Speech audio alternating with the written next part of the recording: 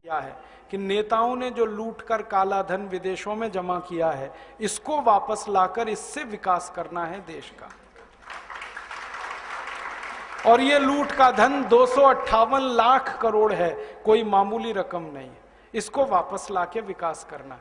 आप बोलेंगे ये कैसे आएगा? इसको वापस लाने के 4 रास्ते हैं। पहला रास्ता है कि जिन विदेशी बैंकों में ये धन जमा है, उन बैंकों में ये धन निजी संपत्ति के रूप में जमा है। व्यक्तिगत संपत्ति, किसी नेता की, किसी अधिकारी की व्यक्तिगत संपत्ति, निजी संपत्ति।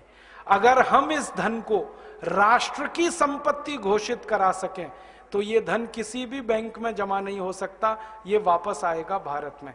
क्योंकि अंतर्राष्ट्रीय बैंकिंग व्यवस्था का एक नियम है, किसी भी देश की राष्ट्रीय संपत्ति उसी देश में जमा होती है, वो जिस देश की होती है, दूसरे देश में जमा नहीं हो सकती। तो अब तक जो जमा है वो निजी संपत्ति है, हम इसको राष्ट्र की संपत्ति बना दें तो ये वापस आएगा। आप बोलेंगे ये कौन करेगा? इस काम को करने के लिए 2 संस्थाएं हमारे पास हैं।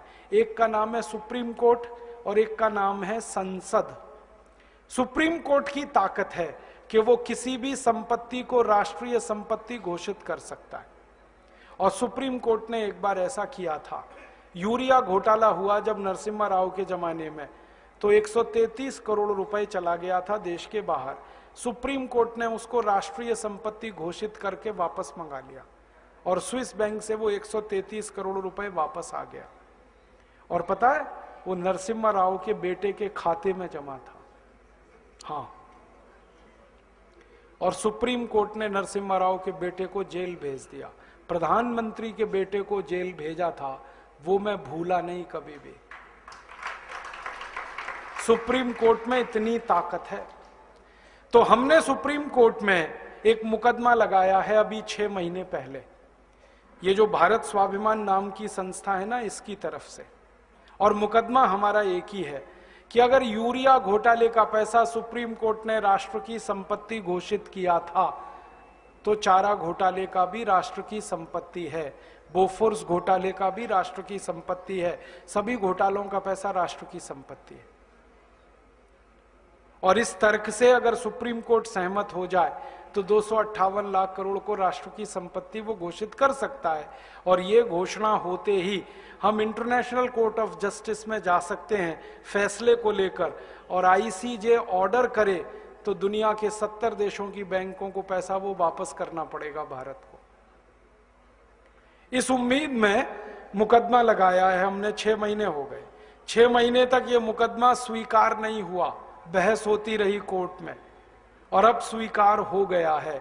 कोर्ट ने तैयार मान लिया कि अब ये मुकदमा सुना जाएगा।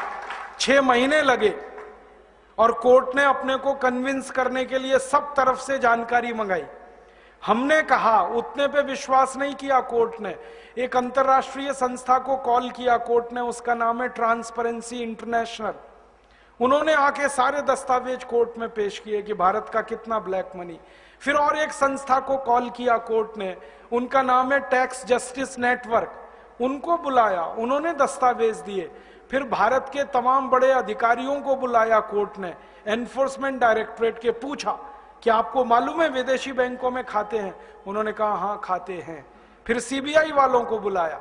जब सब तरफ से कोर्ट कन्विंस हुआ तो कोर्ट ने मुकदमा स्वीकार कर लिया।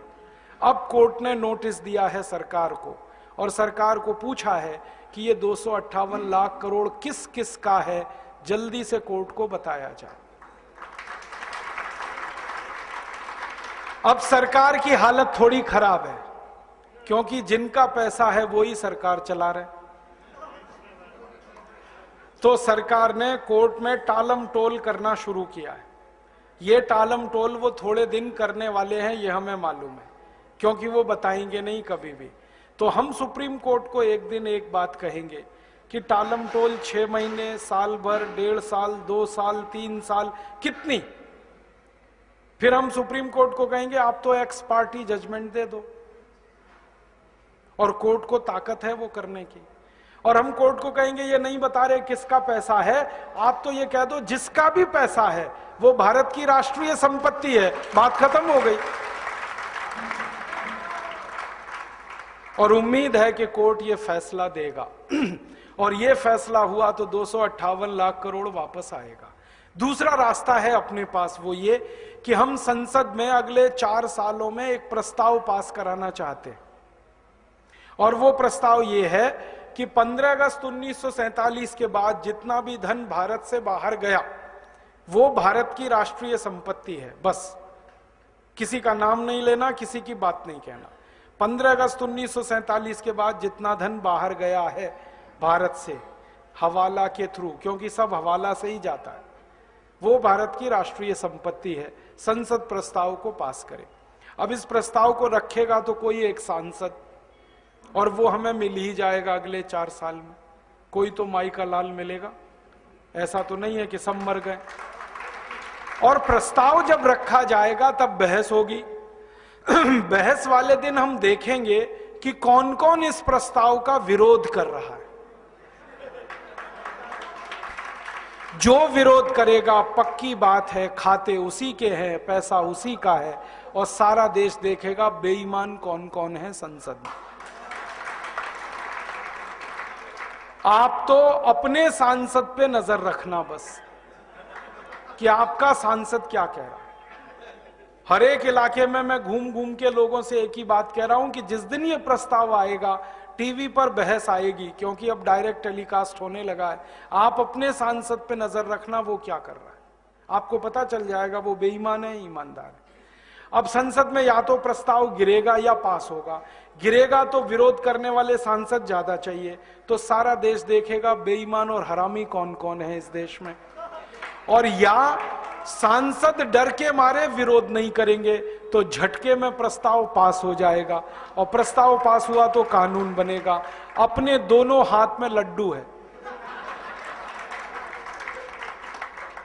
हमें कुछ खोना ही नहीं है, जो है पाना है।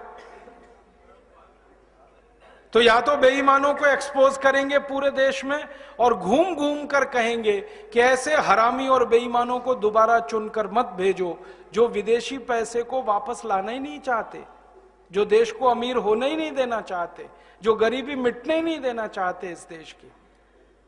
तो या तो उनके खिलाफ लड़ाई शुरू होगी, जंग, और वो आखिरी जंग होगी। या तो वो रहेंगे या तो हम रहेंगे, बीच में कुछ नहीं होगा। और अगर प्रस्ताव पास हो गया तो कानून बन गया, तो पैसा आ जाएगा 258 लाख करोड़। तीसरा और रास्ता है अपने पास, हम इस पूरे 258 लाख करोड़ का ब्यौरा लेकर इंटरनेशनल कोर्ट ऑफ जस्टिस में जा सकते हैं और दुनिया के 70 देशों के खिलाफ प्रतिबंध लगवा सकते हैं।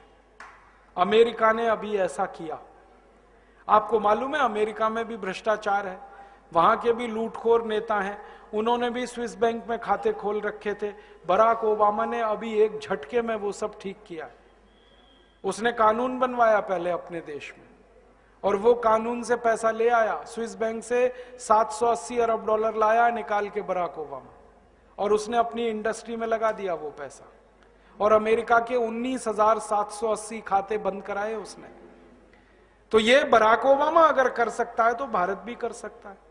बस अंतर इतना है कि अमेरिका को बराक ओबामा मिल गया है, भारत को एक बराक ओबामा की तलाश है। अगले 4-5 साल में मिलेगा, कोई ना कोई तो निकलेगा। भारत माता वीर विहीन नहीं है, निपूती नहीं है, बांझ नहीं है। जब जरूरत पड़ती है इस माता ने बड़े बड़े लाल पैदा किए हैं देश की समस्याओं का समाधान करने। आगे भी होगा, इसका विश्वास है हम। और ये काम हम बराक ओबामा की तरफ से भी कर सकते। बराक ओबामा ने अभी एक बहुत रोचक बात कही। हमारे प्रधानमंत्री गए थे अमेरिका, अभी मालूम है मनमोहन सिंह अमेरिका गए। बराक ओबामा ने मनमोहन सिंह को ऑफर किया, देखो मैंने स्विस बैंक से पैसे निकाल लिए, आपको निकलवाने? ऐसे ही बोला उसने, आपको निकलवाने, मैं मदद करता हूं आपकी। तो मनमोहन सिंह की ऊपर की सांस ऊपर, नीचे की नीचे, ना हां कहा ना कहा। फिर उसने कहा मैं भारत की मदद करना चाहता हूं सीरियसली इस काम में, और मैंने जैसे पैसा निकाला है स्विस बैंकों से, मैं वो बताना चाहता हूं, आप ऐसे निकालो। अब मनमोहन सिंह चुपचाप लौट आए, क्योंकि उनको बोलते ही नहीं बनता, क्योंकि सरकार चलाने वालों का पैसा है, बात ही नहीं करते वो। तो बराक ओबामा तैयार है, वो कहता है मैं मदद करूंगा भारत की। क्यों? वो कहता है भारत की मदद इसलिए करनी है, भारत महान देश है, ये वो बोलता है। और भारत की महानता जब वो गिनाता है ना, तो सबसे पहले कहता भारत बजरंगबली का देश है, हनुमान जी का देश। और वो हनुमान जी का भगत है बराक ओबामा। उसने मंदिर बनाया, मालूम है, आधा ईसाई आधा मुसलमान बराक ओबामा हनुमान जी की पूजा कर रहा। जब वो चुनाव लड़ रहा था तो उसने बजरंगबली का मंदिर बनाया, जयपुर से मूर्ति मंगाई थी, स्थापित कराई। और पहला राष्ट्रपति है अमेरिका में जिसने दिवाली मनाई अभी। हाँ, दिवाली को हनुमान जी की पूजा होती है ना, उसने की वहां, पंडित जी को बुलाया उसने।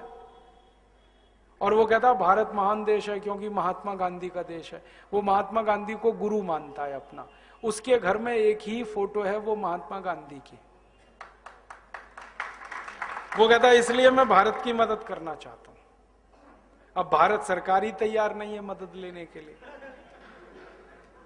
तो ये अपने पास और एक रास्ता है। तो अपने पास 4 रास्ते हैं। एक चौथा रास्ता है कि हम खुद चाहें तो स्विट्जरलैंड से दादागिरी करके ये पैसा ला सकते हैं। स्विट्जरलैंड के पास ना आर्मी है, ना एयरफोर्स है, ना नेवल फोर्स है, छोटा सा देश है। हाँ, जनसंख्या भी इतनी कम है जितनी तो हमारे एक जिले में है, उतनी तो स्विट्जरलैंड पूरे देश में नहीं।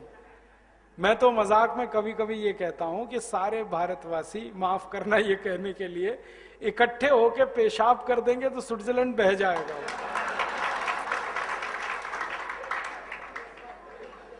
इतना पिद्दी सा देश है। 2 घंटे कार चलाओ तो स्विट्जरलैंड की सीमा खत्म हो जाती है, दूसरे देश में कार घुस जाती है।